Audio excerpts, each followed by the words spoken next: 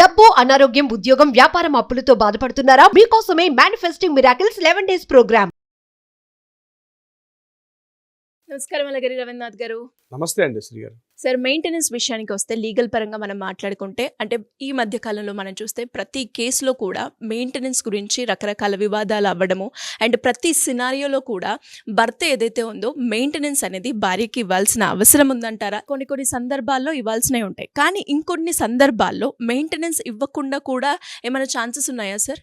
Maintenance కొన్ని కేసుల్లో compulsory ఇవ్వాలని ఎక్కడా లేదండి శ్రీ గారు. ఫస్ట్ గుర్తుపెట్టుకోవాల్సింది, భార్యాభర్తల మధ్య వివాదాలు వచ్చేటప్పుడు 498 కానీ, డొమెస్టిక్ వైలెన్స్ కానీ, లేకపోతే మెయింటెనెన్స్ వేసేటప్పుడు, డివోర్స్కి వెళ్ళేటప్పుడు ఈ 4 కేసులు రాగానే ఏంటంటే అదేదో సీక్వెన్స్ అన్నట్టుగా ఈ 4 కేసులు టకటక రాసేస్తారు అనమాట. First 498A, immediate next DVC domestic violence, మూడోది ఏముంది మెయింటెనెన్స్, నాలుగోది డివోర్స్. ఈ 4 అన్నది ప్రామాణికంగా ప్రతి సందర్భంలో ప్రతి కేసును వేసేస్తారు. అయితే ఇక్కడ గుర్తుపెట్టుకోవాల్సింది, కొన్ని ప్రత్యేక పరిస్థితుల్లో తప్పనిసరిగా భార్యకు మెయింటెనెన్స్ ఇవ్వాల్సిన అవసరం లేదు అని కొన్ని విషయాల్లో సుప్రీంకోర్టు కావచ్చు, high court, Allahabad high court, Delhi high court కొన్ని ప్రత్యేక కేసుల్లో తీర్పులు ఇవ్వడం కూడా జరిగింది శ్రీ గారు.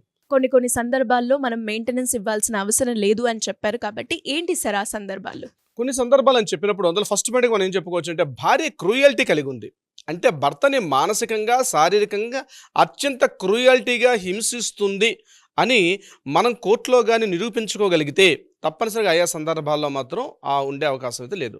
ఇక్కడ గుర్తుపెట్టుకోండి, క్రూయల్టీ ఖచ్చితంగా ఉంది అని ఎవిడెన్స్తో సహా నిరూపించగలగాలి. అంటే మానసికంగా కావచ్చు, శారీరకంగా కావచ్చు, భార్య హింసిస్తుంది అన్నటువంటి ఎవిడెన్సెస్ భర్త పూర్తిగా ఎవిడెన్స్ పరంగా చూపించగలిగే సందర్భంలో మాత్రం అటువంటి పరిస్థితుల్లో మాత్రం మెయింటెనెన్స్ ఇవ్వాల్సిన అవసరం లేదు. రెండో పాయింట్, నా దగ్గర కూడా ఇటీవల 2 కేసులు రావడం జరిగింది దీనికి సంబంధించి.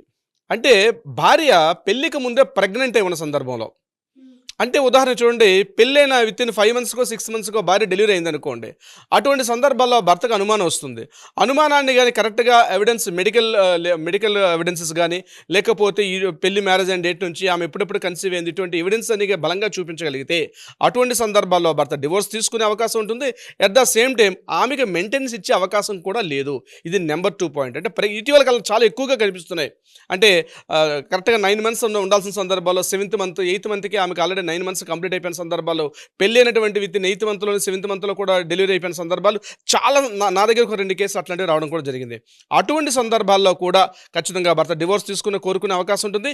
డివోర్స్ తీసుకున్న సందర్భంలో భార్యకు మెయింటెనెన్స్ ఇవ్వాల్సిన అవసరం లేదు. ఇది 2వ పాయింట్. ఇక 3వ పాయింట్, భార్య అడల్టరీ.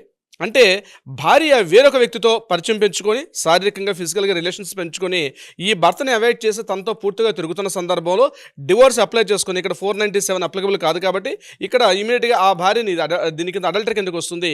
భార్య ఏ పీరియడ్తో తిరుగుతుందో అటువంటి సందర్భాల్లో నిరూపించుకోగలిగితే అటువంటి సందర్భంలో భర్త మాత్రం మెయింటెనెన్స్ ఇవ్వాల్సిన పరిస్థితి ఉండదు. ఇది మాత్రం తప్పనిసరిగా ఎవిడెన్స్ చూపించుకోగలగాలి. అంటే భార్య వేరే వ్యక్తితో తిరుగుతుంది, అందువల్ల నేను ఆ భార్య దగ్గరికి వెళ్ళలేకపోతున్నాను, మా వైవాహిక జీవితం ఇంకా కంటిన్యూగా కొనసాగింపు ఉండదు కాబట్టి డివోర్స్కి అప్లై చేసుకోవచ్చు. ఇటువంటి సందర్భాల్లో డివోర్స్ కూడా చాలా తొందరగా వస్తుంది. ఆ సందర్భంలో మెయింటెనెన్స్ కేసు అంది పూర్తిగా కేసు కొట్టేస్తారు. భార్య విషయంలో మెయింటెనెన్స్ ఇవ్వాల్సిన అవసరం లేదు. ఇది చాలా ఇంపార్టెంట్. ఇక 4వది, భార్యాభర్తల మధ్య ఎడబాటు. అంటే ఏదైనా సందర్భాల్లో అనేక కారణాలు ఇచ్చి ఆ భర్తను విడిచిపెట్టేసి చాలా దూరంగా వెళ్ళిపోయిన సందర్భాల్లో భర్త భార్యకి మెయింటెనెన్స్ ఇవ్వాల్సిన అవసరం అయితే ఉండదు. ఇది కూడా ఒక కారణం. ఇంకొక ఇంపార్టెంట్, భార్య భర్త కన్నా ఎక్కువగా అంటే ఇన్కమ్ ట్యాక్స్ పే చేస్తున్న సందర్భంలో కానీ, లేకపోతే ఆదాయ వనరులు ఎక్కువగా ఉన్న సందర్భాల్లో కానీ, అంటే ఇన్కమ్ సోర్సాలు ఎక్కువగా ఉన్నాయి ఆ యొక్క భార్యకి, అనేక రకాలుగా ఇన్కమ్ ఎక్కువగా ఉందని కానీ భర్తతో కంపేర్ చేస్తే అటువంటి సందర్భాల్లో ఇన్కమ్ కావచ్చు, లేకపోతే ఎసెట్స్ కావచ్చు, ఎసెట్స్ నుంచి వచ్చే ఇన్కమ్ కావచ్చు, బ్యాంకులో ఉన్నటువంటి ఇది కావచ్చు, లేకపోతే ఉన్నటువంటి స్థిరచరాస్తులు ఏవైనా భర్త కన్నా ఎక్కువగా కలిగిన సందర్భాల్లో కూడా దీని సందర్భాల్లో భర్త మీద మెయింటెనెన్స్ కేసు పెట్టుకునే అవకాశం భార్యకు ఉండదు. ఒకవేళ కేసు పెట్టుకున్న అది కోర్టు డిస్మిస్ చేస్తుంది, భర్తకు అనుకూలంగా తీర్పు వచ్చే అవకాశం కూడా ఉంటుంది. ఒక సందర్భంలో నేను మీకు చెప్పే ప్రయత్నం చేస్తాను.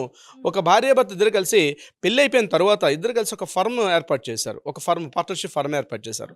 పార్ట్నర్షిప్ ఫారం ఏర్పాటు చేసిన తర్వాత ఆ కంపెనీలో ఆమె ఎవ్రీ మంత్ కానీ ఎవ్రీ 6 మంత్స్కి క్వార్టర్ ఫైల్ చేసేటప్పుడు, ట్యాక్స్ ఫైలింగ్ చేసేటప్పుడు టీడీఎస్ రూపంలో కానీ చాలా ఎక్కువ ఇన్కమ్స్ ఇద్దరు 50-50 పార్ట్నర్షిప్లో బాగానే సంపాదించుకుంటున్నారు. సంపాదించుకున్న సందర్భంలో కొన్ని కారణాలు, వ్యక్తిగత కారణాలు ఇచ్చా ఒకరికొకరు డివోర్స్ కోసం చెప్పి కోర్టుకు రావడం జరిగింది నా క్లయింట్ ఆవిడ. సో ఆ సందర్భంలో భార్య ఏం చేసిందంటే భర్త పైన మెయింటెనెన్స్ కావాలని చెప్పి కేసు వేసింది. నాకు భర్త నుంచి మెయింటెనెన్స్ కావాలి, నాకు ఇన్కమ్ సోర్స్ లేవని. కానీ వాళ్ళిద్దరు కలిసి 50-50%లో ఫర్మ్ రిజిస్ట్రేషన్ చేసుకున్నారు. అంతేకాకుండా భర్త ఎంతైతే ఇన్కమ్ పే చేస్తున్నాడో, ఇన్కమ్ ట్యాక్స్ ఎంతైతే పే చేస్తున్నాడో అంతే ఇన్కమ్ అని భార్య కూడా ఇన్కమ్ ట్యాక్స్ ఫైలింగ్ చేస్తుంది. ఎవ్రీ ఇయర్ కొన్ని లక్షల రూపాయలు ఆవిడ కూడా డ్రా చేస్తున్నారు. అటువంటి సందర్భాల్లో ఆ భార్య ఇచ్చేటువంటి మెయింటెనెన్స్ ఏదైతే కావాలని చెప్పి భర్త నుంచి కోరుకుంటున్నారో అటువంటి సందర్భాల్లో కూడా ఇన్కమ్ వచ్చే అవకాశం కూడా ఉండదు. ఇవన్నీ కూడా ఏంటంటే మనకు 3 రకాల చట్టాలు ఉంటాయి. ఒకటి హిందూ సెక్షన్ 1955 దాని ప్రకారం, సిఆర్పిసి 1973 సెక్షన్ 125(1) నుంచి 125(4) వరకు, అదేవిధంగా ఇండియన్ ఎవిడెన్స్ యాక్ట్ 1872 ఇవన్నీ కూడా క్లియర్గా దీనికి సంబంధించి రకరకాలుగా చెప్పడం కూడా జరుగుతుంది. అంటే ఒకటి ఇక్కడ గుర్తుపెట్టుకోండి, చాలా సందర్భాల్లో ఏమంటారంటే ఒక డివోర్స్ కేసు వచ్చే సందర్భంలో భార్య మాత్రమే మెయింటెనెన్స్ వేస్తే మనం సేఫ్గా ఉంటాం, మనం వేయకూడదు, మనం వేస్తే మనం హుక్ అయిపోతాం. అదేవిధంగా మెయింటెనెన్స్ విషయంలో కానీ లేకపోతే అలిమోనీ విషయంలో కానీ భర్త ముందుగా డివోర్స్కి వెళ్తే ఇబ్బందులు పడే అవకాశం ఉంటుందని చాలా సందర్భాల్లో చాలామంది న్యాయవాదులు, అడ్వకేట్స్ చాలామంది సజెస్ట్ చేస్తూ ఉంటారు. కానీ నేను దీని విధంగా చెప్పేది ఏంటంటే గుర్తుపెట్టుకోండి, మీరు ముందుగా వెళ్ళడం వల్ల, మీరు ముందే కోర్టు మెట్లు ఎక్కడం వల్ల మీకు అమ్మాయితో కలిసి ఉండాలని లేదు, మీరు అమ్మాయిని కలిసి జీవించాలనుకోవట్లేదు, డివోర్స్ కావాలని కోరుకుంటున్నారు. కానీ మీ పేషెన్స్ చాలా సహనం నశించింది. ఆ అమ్మాయి పెడుతుంటే మానసిక శారీరక వేధింపులు తట్టుకోలేక మీరు ఆమె నుంచి పూర్తిగా డివోర్స్ కోరుకునే సందర్భంలో మీరు ముందుగా కోర్టు మెట్లు ఎక్కే అవకాశం ఉంటే చాలా మంచిది. మీరే ముందుగా ఇనిషియేట్ తీసుకుంటే మంచిది. ఎందుకో నేను చెప్తాను చూడండి. ఇప్పుడు ఆమె ఏం చేస్తుంది, ఒకవేళ మీరు వెళ్ళకపోతే ఆమె ఏం చేస్తుంది, 498 వేస్తుంది. 498లో ఎన్ని రకాలుగా వేస్తారు, మా ఆయన బాగా నన్ను కొడుతున్నాడని, మానసికంగా వేధిస్తున్నాడని, శారీరకంగా వేధిస్తున్నాడని, అంతేకాని అదనపు కట్నం తెమ్మనని చెప్పి వేధిస్తున్నాడని, ఇంతేకాకుండా ఎవ్రీ మంత్ కూడా నన్ను ఇంట్లోంచి బయట కదలకుండా, నాకు మినిమం ఖర్చులు కూడా ఇవ్వకుండా, ఇంటి యొక్క ఖర్చులు కూడా భరించకుండా నన్ను వేధిస్తున్నాడని చెప్పి ఇంకా ఒక అడ్వకేట్ని సంప్రదించగానే అడ్వకేట్ ఏం చేస్తాడు, కంటిన్యూగా రన్నింగ్ నోట్స్ ఉంటుందన్నమాట. ఆ రన్నింగ్ నోట్స్ ప్రకారం రాసేసుకుంటూ కోర్టులో వేసేస్తారు. అది మీకు యూజ్ అయ్యే అవకాశం ఉంటుందని అంటున్నాను. కొన్ని సందర్భాల్లో దానికన్నా ముందు మీరు వెళ్ళడం వల్ల, మీరు ముందుగా ఇనిషియేటివ్ స్టెప్ తీసుకోవడం వల్ల ఆమె ఈ రకంగా పెడుతుందంటే మీరే ముందుగా ఒక స్టెప్, అంటే prevention is the better than cure అన్నట్టుగా జరిగిన డ్యామేజ్ ఎలాగో జరగాల్సిన డ్యామేజ్ జరిగిపోతుంది.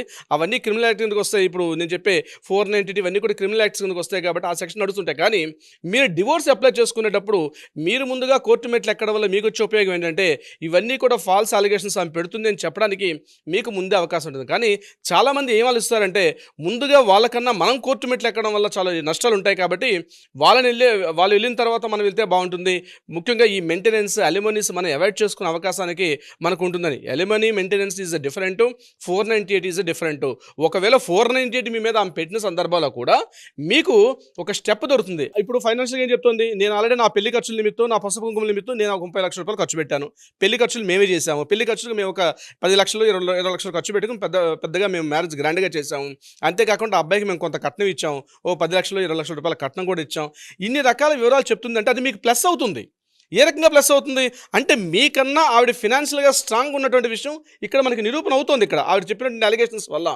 ఇప్పుడు గుర్తుపెట్టుకోండి, ఆమె చెప్తోంది నేను ఆల్రెడీ 30 లక్షల పెళ్లికి ఖర్చు పెట్టాను, నేను కొంత కట్నం తీసుకొచ్చాను, ఇది కాకుండా ఇంకా కట్నం తెమ్మనమని చెప్పి మా పేరెంట్స్ మీద నన్ను ఒత్తిడి చేస్తున్నారు, అది కాకుండా పెళ్లి ఖర్చులో నేను బాగా గ్రాండ్గా చేసాం అన్నీ ఆవిడ వివరంగా రాస్తున్నప్పుడు ఆమె ఎఫ్ఐఆర్ ఫైల్ చేసినప్పుడు ఇన్ని రాసేటప్పుడు సరే ఓకే దానికి మీరు కోర్టుకి వెళ్ళాలి, కోర్టు వాయిదాలకు తిరుగుతూ ఉండాలి, ఆ 498 అదంతా క్రిమినల్. కానీ డివోర్స్ మాత్రం చాలా తొందరగా వస్తుంది. అటువంటి సందర్భాల్లో డివోర్స్ అన్నది ఫాస్ట్గా మీకు వచ్చే అవకాశం కూడా ఉంటుంది. ఎందుకని ఆవిడ చెప్తోంది ఆల్రెడీ, సో ఫైనాన్షియల్గా ఆవిడ బాగుంది కాబట్టి మీరు మెయింటెనెన్స్ని ల్యాప్స్ చేసుకోవడానికి ఆ ఏదైతే వాళ్ళ కంప్లైంట్లో రాసినటువంటి ఆ కంటెంట్స్ ఏదైతే ఉందో అది మీకు ప్లస్ అయ్యే అవకాశం ఉంటుంది.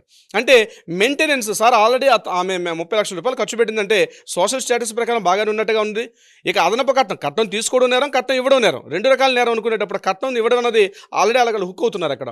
సో ఇవన్నీ మనం చూపించుకొని మెయింటెనెన్స్ని, అలిమోనీని మనం పూర్తిగా అవాయిడ్ చేసుకునే అవకాశం కూడా ఉంటుంది. ఇది చాలా టిపికల్గా ఉంటుంది. బట్ మన కేసు బాగా స్టడీ చేసినప్పుడు మన కీ పాయింట్స్ అన్ని కూడా మనకు లభిస్తాయి. దాని ద్వారా మనం మెయింటెనెన్స్ని కానీ అదేవిధంగా అలిమోనీని కూడా అవాయిడ్ చేసుకోవచ్చు. ముఖ్యంగా గుర్తుపెట్టుకోండి, భార్యాభర్తల విషయంలో నేను కొంత స్టెప్ ముందుకెళ్ళి చెప్తున్నాను, కొంత వివాదాస్పద అవుతుంది వాక్య కూడా. భార్యాభర్తలు పెళ్ళిళ్ళు చేసుకున్న వాళ్ళు రీసెంట్గా కావచ్చు కొన్నాళ్ళు మీ భార్య ఏదైనా ఇంటిలో మీకు అల్లరి పెడుతుంది, మిమ్మల్ని గొడవ చేస్తుంటే మీరు అలర్ట్ అవ్వండి. ఏదో సందర్భాల్లో మీ మెడ మీద కత్తి పెట్టే అవకాశం వస్తుంది. 498 కేసు కానీ లేకపోతే డొమెస్టిక్ వైలెన్స్ కానీ మీరు ఫేస్ చేసే అవకాశం ఉంటుంది. కాబట్టి కొన్ని సందర్భాల్లో మీరు ఎవిడెన్స్లు గ్యాదర్ చేసుకొని ఈ ఎవిడెన్స్లు కలెక్ట్ చేసుకున్న పనిలో ఉంటే మీకు ఫ్యూచర్లో ఉపయోగపడే అవకాశం ఉంటుంది. ఇలా సార్ మరి ఎవరికైనా కూడా అంటే మెయింటెనెన్స్ విషయంలో కావచ్చు, డివోర్స్ విషయంలో ఎలాంటి సందర్భాలు ఎదురైనా వాళ్ళకి లీగల్ పరంగా మేము వెళ్ళాలి, మాకు గైడెన్స్ కావాలి మీది అనుకునే వాళ్ళు మిమ్మల్ని అప్రోచ్ అవ్వాలి అంటే ఎలా ఉంటుంది సార్? కింద స్క్రోల్ అవుతున్న నెంబర్ని కాంటాక్ట్ చేయగలిగితే తప్పనిసరిగా మన లీగల్ టీం వాళ్ళకి అప్రోచ్ అవుతారు. అట్లీస్ట్ కాల్ ఆర్ వాట్సాప్ చేస్తే వాళ్ళకి సలహా సంప్రదింపులు ఇస్తారు. అది కాకుండా న్యాయపరంగా కోర్టులో ఏదైనా వివాదాలు ఉంటే వాటికి కూడా పరిష్కారం చూపే దిశగా కూడా ప్రయత్నం చేస్తారు. But prior appointment is the very most important. Shri గారు, thank you sir, thank you so much. Thank you so much. Suman టీవీలో మీ పర్సనల్ అండ్ బిజినెస్ ప్రమోషన్స్ కోసం కింది నెంబర్కి కాంటాక్ట్ చేయండి.